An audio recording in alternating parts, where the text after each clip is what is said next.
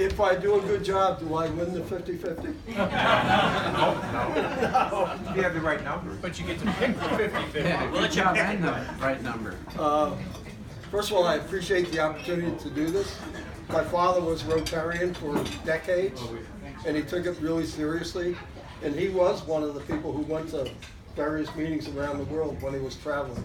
And when I was a kid, he used to take me to the Rotary events that I could go to. So I have a fondness for what you guys are doing.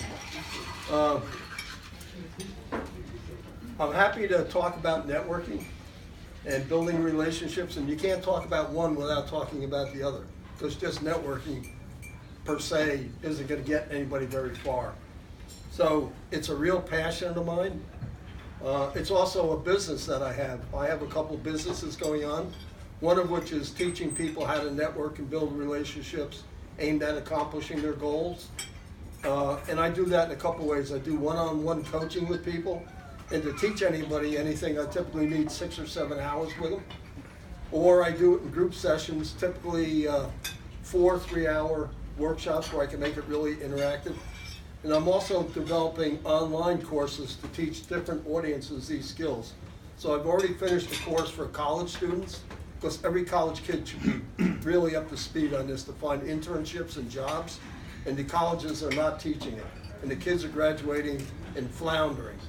So I've already completed it for the college kids. Next up, I want to do one for returning military, for entrepreneurs, for professionals like lawyers, accountants, consultants, and one for charities, for heads of charities, because networking can be a really powerful tool for organizations that are trying to give back. I blew the first 30 years of my life without networking, and it was unbelievably stupid on my part. I went to great colleges. I went to Yale, MIT, and Harvard, and then I worked in England with a British technology company, and then I came back to the States and went with McKinsey, one of the top management consulting firms.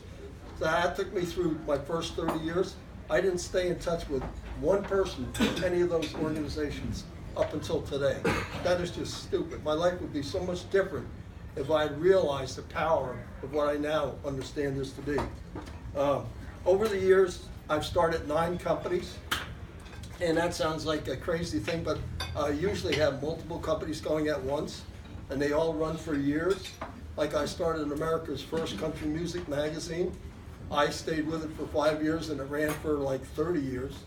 I spent 20 years with my wife starting to breed and train racehorses, so we still live on a farm, but I used to be at the racetrack every morning by 6 o'clock and back in my office in New York by 8:30.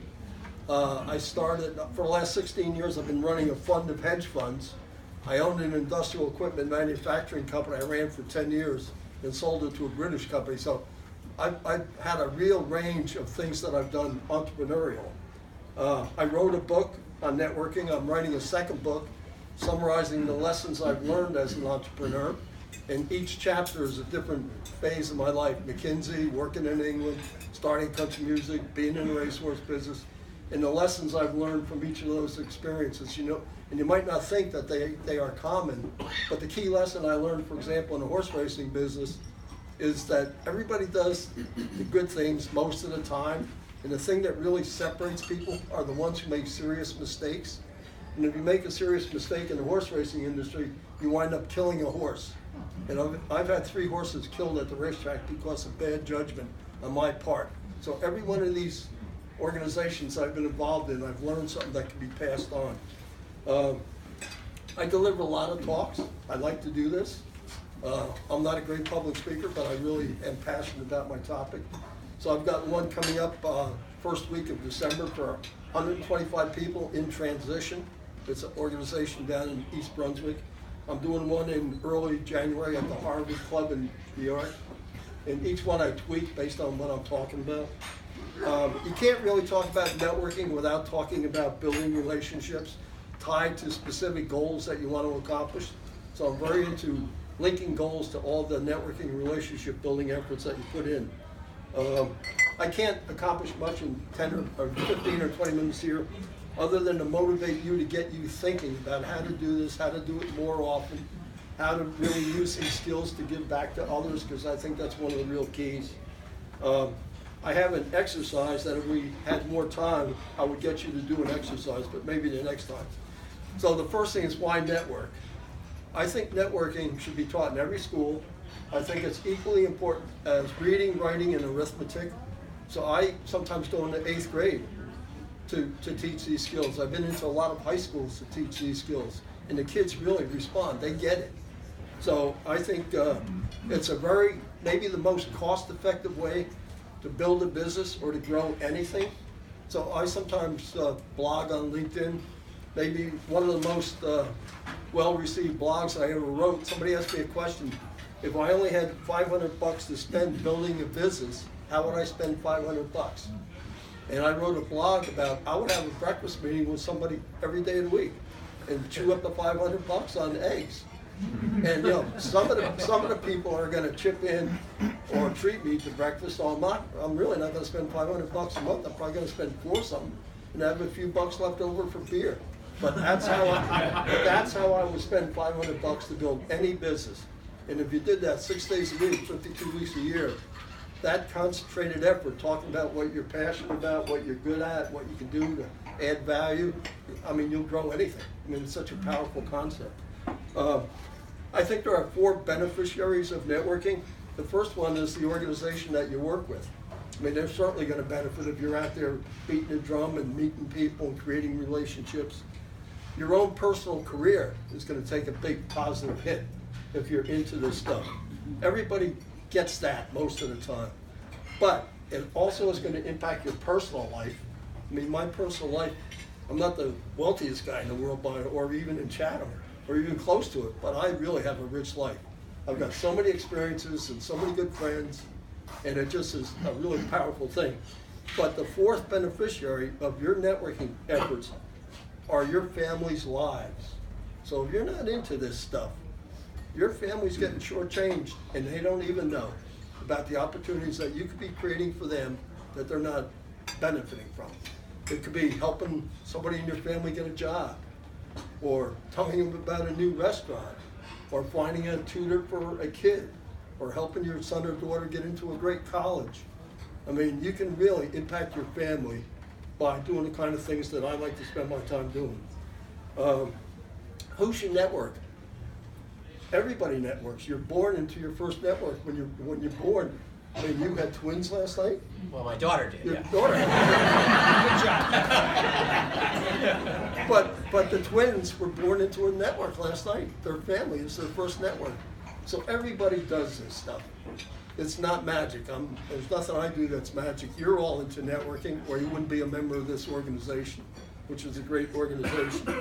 So everybody does it. It's just a question of trying to do a little bit more and a little bit better. We got our son his first business cards when he was 12, and he certainly didn't want business cards. But he's always been a good golfer, so we would take him to a golf course and drop him off, and he'd play golf with 3 people and have no way to stay in touch with him. So I said, Jonathan, you gotta have business cards. I don't want business cards. No kids have business cards. I said, come on. So we got him business cards. I gave him the title of evangelist. I don't want to be an evangelist. When my mother was 96 in a nursing home in Montclair, sitting in her little chair all day, right? I bought her business cards for Christmas, and I called her the world's best mom. And she would give cards out to everybody. Her poor roommate probably had 50 of her cards. So everybody should be doing this stuff. How to network? I think LinkedIn is important. I don't know how many of you are active on LinkedIn, but it's the first place people are going to go to check you out. If anybody's interested in checking me out, that's where you're going to go after tonight's meeting. But there's 2 other ways to network in person. Serendipitously, which means doing it every day, everywhere, with everybody, or targeted, which means sometimes you have to cold call to get to where you want to get to. And you have to have a sense of urgency, and the reason the cold call has to be important. So I've cold called my way into the White House. When I had Country Music Magazine, the first issue, we had Johnny Cash on the cover, and I wanted to get President Nixon a copy of it because Cash played when President Nixon was there. So we had developed a relationship with a senator from Tennessee. We called him and said, if we get you a copy of our first issue, could you pass it on to President Nixon? He said, of course. So I don't know whether you should do that now, but we sent the magazine and got to President Nixon. Within a week, I had a letter from President Nixon that's in my book. And getting on the radar screen of the White House with him got me invited back when Jimmy Carter was there. And then a couple of years ago, I took my wife to the White House for a conference, a business conference, that President Obama was promoting. And my wife and I are both blue-collar background. Judy's father was a milkman and a coal miner, and I'm sure they never expected her to go to the White House for a meeting. So this is powerful stuff that can lead any place. Where should you network in terms of this serendipitous stuff? Everywhere. That's why I fooled around with all kinds of titles for the book, and I finally decided, I'm really trying to motivate people to do this everywhere, all the time, with everybody. So you should do it at any event or group like this one, at your doctor's or dentist's office. I had a doctor's appointment on Monday. While I'm sitting there, I'm talking to the woman next to me.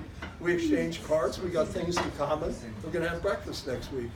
So at your kids' games, sitting on trains, planes, standing in any line. Like one of my, I've been pretty involved with Fairleigh Dickinson for 15 years. And my primary contact came when I was stuffing a rack at King's Supermarket with my wife's magazine, Garden State Woman. And this woman behind me said, "Could I have a copy?" And she had the world's best accent. I said, "You can have a copy, but you got to tell me where the accent's from." She said, "South Africa." I said, "Now you can only have a copy if you tell me why you're shopping in King's from South Africa." She said, "I work at Fairleigh Dickinson." I said, "What do you do?" She said, "I run the Entrepreneurial Studies program."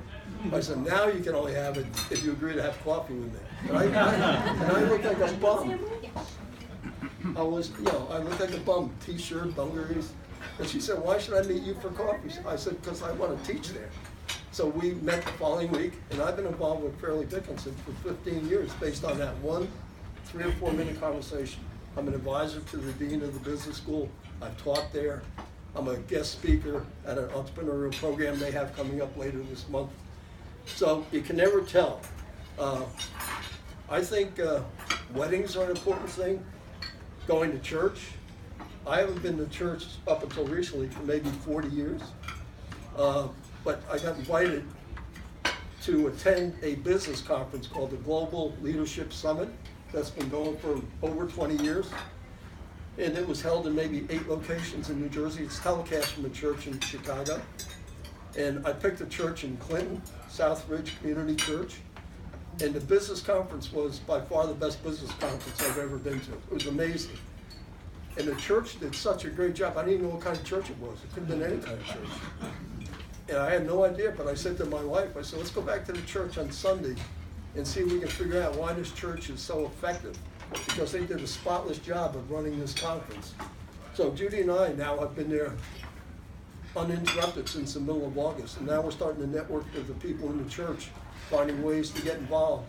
We're going to be involved in a toy campaign for kids for Christmas. Judy's already signed us up to do our little volunteer work there. So any place you can network, it's possible to meet. And you can't guess what the person next to you is doing. And a lot of this random networking, first of all, it's low risk. It doesn't take any time. It doesn't disrupt your life. It's also low reward because you're not really targeting anything. But it's great practice, and it'll give you great confidence to do it when you have to do it seriously.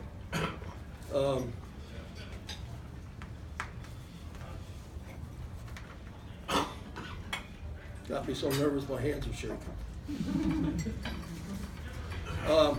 A few of the reasons why people don't excel at this, some of them are on this little card that Jeff has. There's a partner at Deloitte who I gave the card to. He blew it up into a poster, and he has the poster on his walls. So people don't get it, and they don't do it, and they don't want to do it. They're just not motivated. They don't see the benefit or need. They're happy and they're satisfied with their own status quo. I'm not happy with my status quo. It keeps me awake at night. I'd like to be doing more good things. Well, I just had an initial conversation about this food program. I'd like to find a way to add value to the food program. I've got a connection to suggest with an organization that could be very helpful in that. Nobody encourages people. A lot of people are not encouraged. They're not encouraged to do this by their spouse at home. and they're not encouraged to do it at their job. It astounds me in the number of companies I go into where the receptionist doesn't have a business card. And the first time I noticed that was when I went to a law firm, basically a matrimonial law firm, and the reception was awesome. And she's the first face of the organization. When I asked her for a card, she didn't have one. I said, why do you not have a card? You should be the best salesperson for this company. You're out with your kids at events, you're talking to parents in your neighborhood. You could really be generating business for this company. I think everybody who works for a company, if they're not worth 25 bucks for a business card, you should replace them. That's just my view. People don't think they have time. This is really about investing in yourself. So if I meet somebody and they tell me, I don't have any time to do what you do, Jack, I say, hey, you're not trying to grow yourself? You're not trying to add value to your family? That's kind of short-sighted. A lot of people are shy. They don't like meeting new people in new situations. Some people would have trouble walking into this room cold. You got to get over that because nobody cares if you're shy. A lot of people don't know how. They've never been taught. Well, you can learn. They don't know what to talk about, particularly college kids. I've taught networking at Drew, at RPI, at MIT, at Susquehanna, Fairleigh Dickinson, at Rutgers, at Brooklyn Law School. And these young people, when I really encourage them, they don't think they can have a serious conversation with a big C-level person. They don't know what they can contribute to that person's life or their career. I said, you know any good Italian restaurant that you could recommend? Or have you seen any good movie recently that you think somebody should see? Or have you read a good book? Or do your parents drink a good wine? Or did they just buy a new car that you think is awesome? I said, you've got all kinds of ways to add value to people's lives. It's got nothing to do with your age. Don't use that. And a lot of people just don't do it because they're not looking to add value and make a contribution to other people and other organizations. A few keys to success: just do more of it. You're already doing it now. Do more of it, but do it your way, which is different than my way. In my way,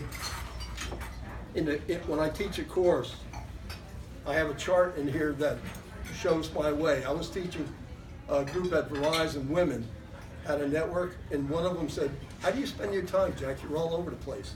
So I went up to the board and I wrote down this chart. And on the left-hand column were the various ways I spend time networking.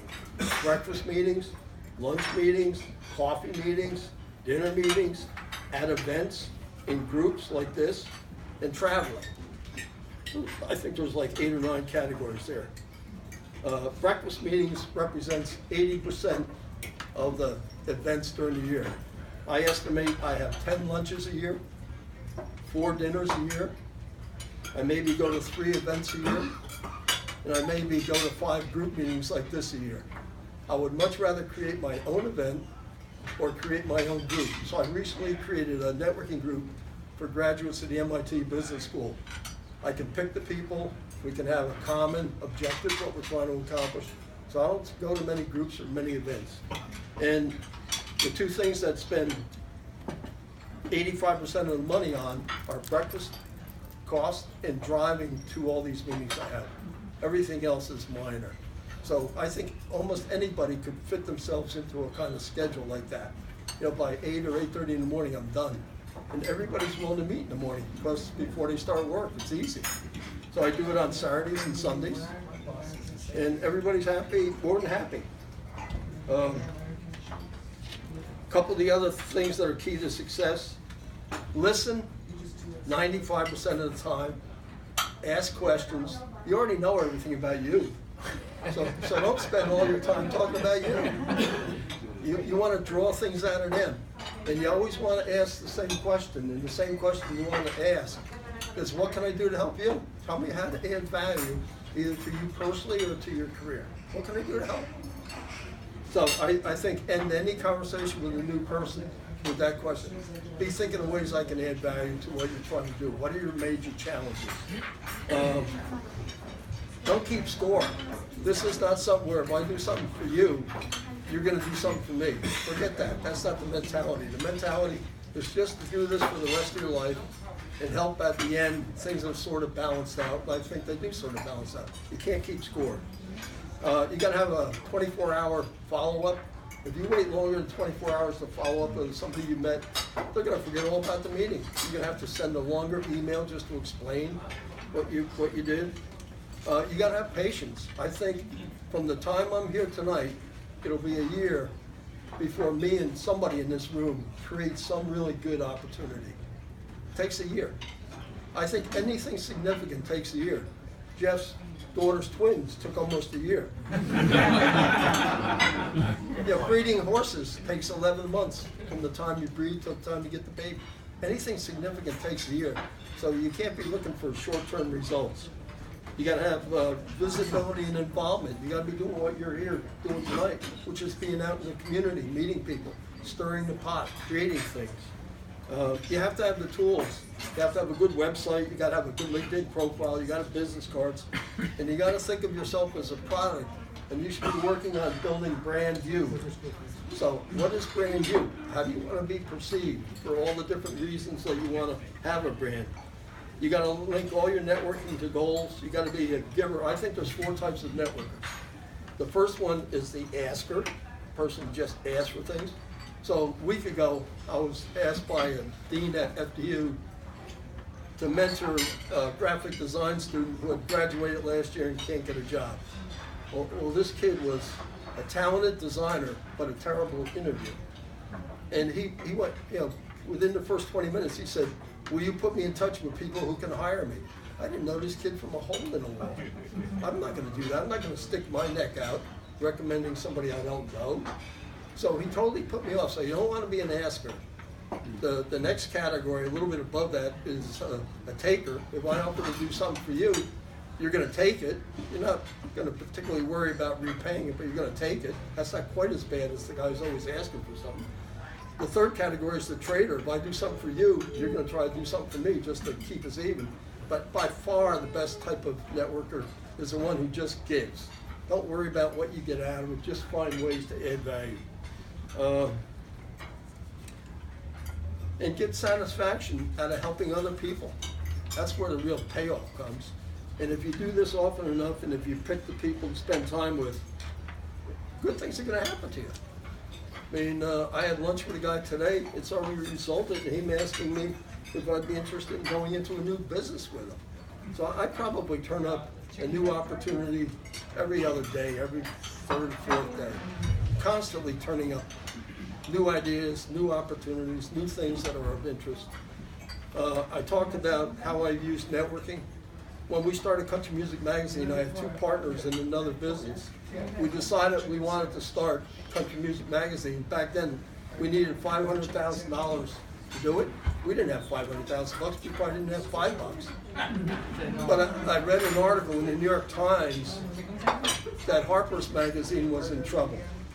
And we had done some consulting with Jan Winter when he was starting Rolling Stone Magazine. So we worked about a year helping Rolling Stone get going. We had that kind of publishing background. I called my 2 partners. I said, let's call the company that owns Harper's and see if we can talk them into hiring us, because we're experts now after a year, in turning around Harper's, but they got to put up $500,000, and they can own half of our startup Country Music Magazine. We flipped the coin. I lost. I had to call the chairman of the Minneapolis Star and Tribune Company. I got John Coles on the phone, and we put that deal together. So our 3-man firm was hired to run Harper's. They paid us a fee. They put up $500,000. They owned half the magazine, but they had all kinds of publishing resources that could help us. It was a strategic alliance. So cold calling to start a company. I mentioned this church. I mentioned the presidents. When Jonathan was like 12, my wife used to take him in our pickup truck around the country. So by the time he was like 12, he'd been to every state in the country by pickup truck, and they finally went to to Hawaii by airplane. But he's been to 49 and 50 states in a pickup truck. And the last trip, their longest one, was to Alaska. They were going about 6 weeks, and I was really missing him. And I wanted to do something good for him when he came back, and he was a good little league baseball player. I'm a Yankee groupie. So I sent a cold letter to the pitching coach of the Yankees. I said, I got this great 12-year-old kid. He's a really good baseball player, and I can pump him up and motivate him, but I can't teach him the nuances of taking care of his arm or how to hold this pitch. We'll quote, 2 minutes? And I sent him a letter, and I had an answer from Russ Myers within 2 or 3 days saying, he called me. He said, your son sounds great, I'd love to meet him. When Jonathan got back, we took him into Yankee Stadium. He spent the whole day. Wound up pitching from the mound at Yankee Stadium. This stuff is unbelievable. If you're willing to put yourself out a little bit. I could go on and on. Last Friday night, I went to a dinner to raise money for the police department in our town. I sat next to a detective from Mount Olive. I learned all about the police business sitting next to him. He's already connected with me on LinkedIn. He's already offered help. He's already put me in touch with his daughter, who's at the University of Tennessee. She's looking for internships. I'm going to try to help his daughter. I've connected with her. So this is fun. I think it's really interesting. I think it's really high impact. I think it's a game changer in your life and in your career. And I just encourage you to think more about it and to try. I've got business cards up here. If anybody ever wants to meet or just talk about this, I'm a resource. I'm happy to do that. Whatever I can do to help anybody in the room is what I want to do. Okay? Thank you very much. Thank you very much. Yeah, thanks.